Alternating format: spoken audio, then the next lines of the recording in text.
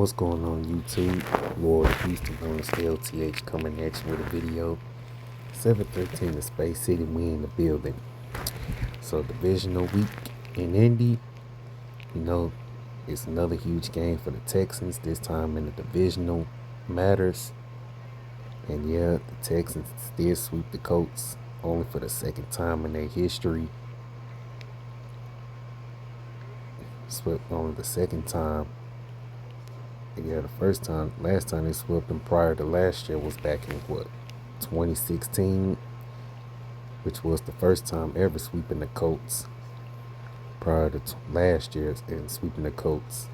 So it's gonna be a dogfight. I have to admit that. But before I talk about it, let's look at the injury report. Tyler Warren is listed questionable, who is a dog, by the way. And Jalen Carles is out with an ankle injury. And DeForest Buckner is on injured reserve still, which is huge because that run defense is nice with Buckner in there. Because without him, that run defense, ain't the same. While Daniel Jones, I've learned, has been playing through a fibular injury, which kind of messes up his mobility. Because without that fibular injury, he'd still be mobile. But learned that he has been playing through it, and he is expected to play tomorrow. Now, on the Texans side, Houston only has 2 players listed out, which is Jamal Hill and Johnny Carter, while everybody else is going to be pretty much a full go, including Jalen Pitre and CJ Stroud, who missed the last 2-3 games with a concussion. So getting those guys back is huge in this big divisional matchup. So only thing I'll be concerned with is how Stroud is going to look, now that he's back. So, which leads me to talk about the key to the Texans winning this game. Number one priority, slowing down Jonathan Taylor, which is, I will admit, easier said than done. And I understand the Colts do have a good O-line. I will say that. So the matchup I'm going to be looking at in the trenches is the Colts O-line versus the Texans D-line. It's going to be who wins in the trenches between Colts and Texans. And like I just mentioned, slow down Jonathan Taylor.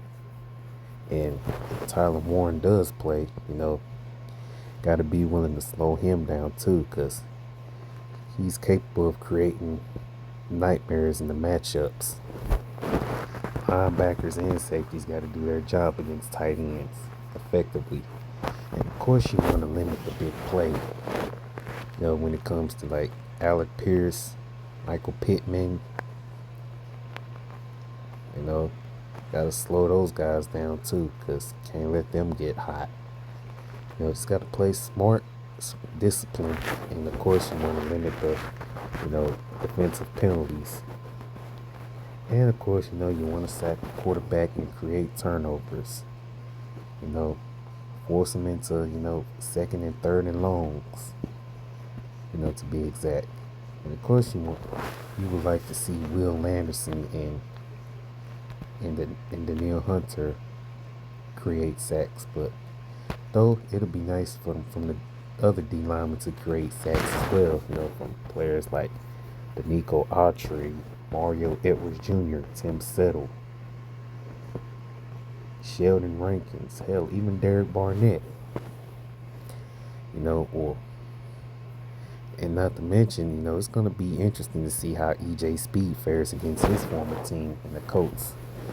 He's been playing pretty good in 25, but it'll be nice to see him ball out against his former team.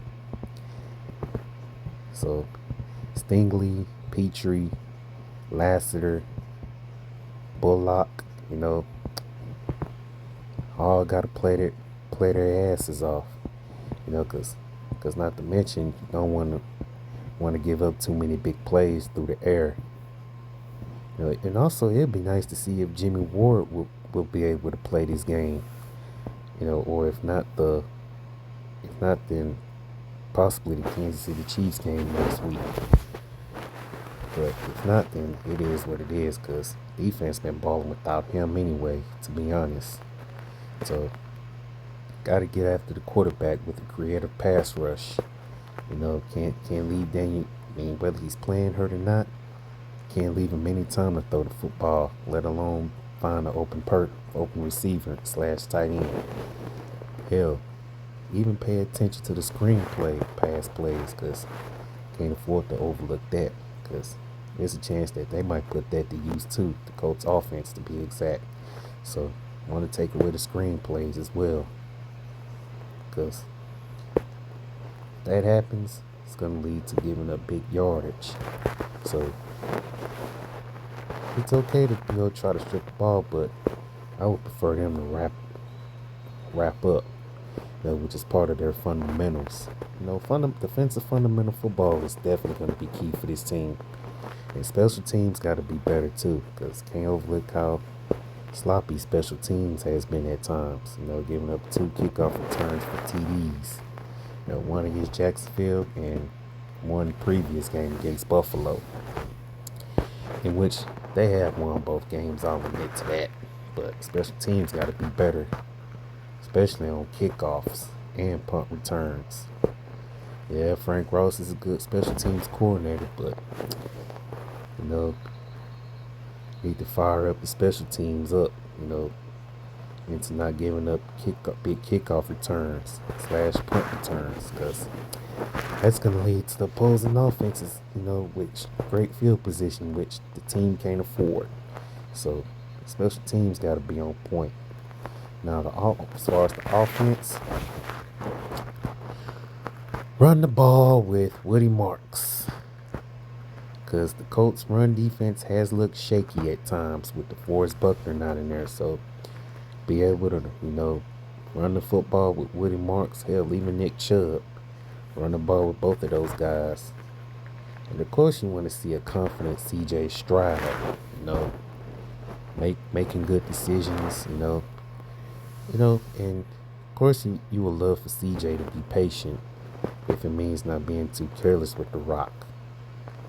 And of course the chunk plays are going to be there, really, but just got to be willing to take advantage of the deep ball opportunity that awaits. So got to earn that.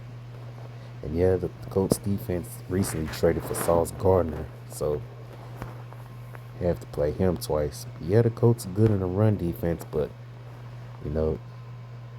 not saying that the Colts pass defense is trash, but their pass defense has looked a little shaky. So gotta attack them through the air for sure. Challenge these defenders in the air, especially with Nico Collins, Jalen Noel, who needs to be utilized more, and Jaden Higgins.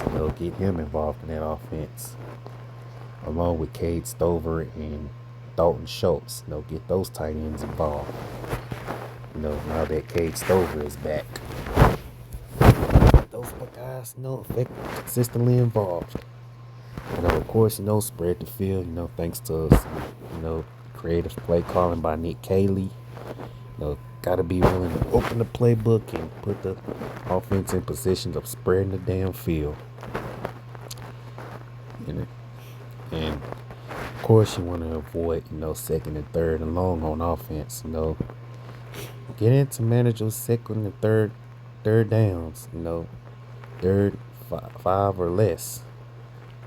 Because, second and third and long sucks.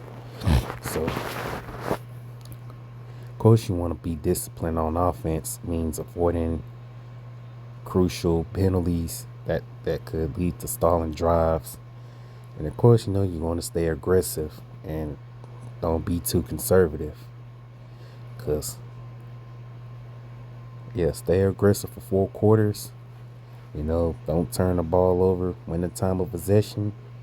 And also, just like on defense, you also want to win in the trenches on offense as well. So,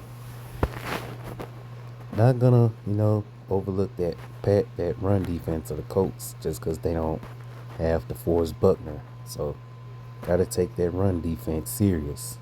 Meaning the offensive line's gonna have to, be on a what's that word I'm looking for? Be on their A game. Mentally and physically, create holes in the run game, protect Stroud for 4 quarters consistently. Don't give up crucial sacks. Do not give up crucial sacks. And of course, red zone scoring, I get it, it has sucks, but gotta handle business by putting sevens on the board in the red zone. Like I mentioned before, field goals is cool, but gotta score more sevens than threes, because field goals won't win you every game. It's like me saying defense won't be able to bail out the Texans every game. So you want to take the pressure off the defense? Simple. Consistently score sevens on the board. If it means putting the pressure on the opposing team in the Indianapolis Colts. So they can do that.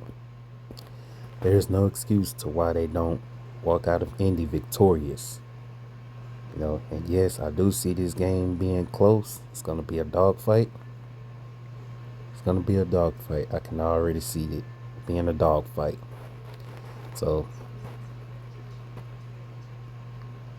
yeah, and the Jaguars, it's already enough the AFC South is getting more interesting. So, if Texans can beat the Colts, and I get it, there is a chance that we could help out Jacksonville, in the division. Whether Jacksonville will be in first place, or, Houston. Yeah, I don't care, but just want to take things one game at a time, because I don't want to look too far ahead. So yeah, it's gonna come down to who wins in the trenches, and who can come up with enough stops this game, and who's more mentally disciplined on all phases of the ball. So yeah, and hopefully it'd be nice to see CJ Stroud ball out after his 3-game absence.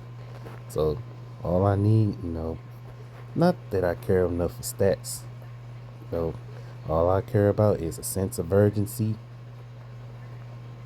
on all phases of the ball, offense and defense.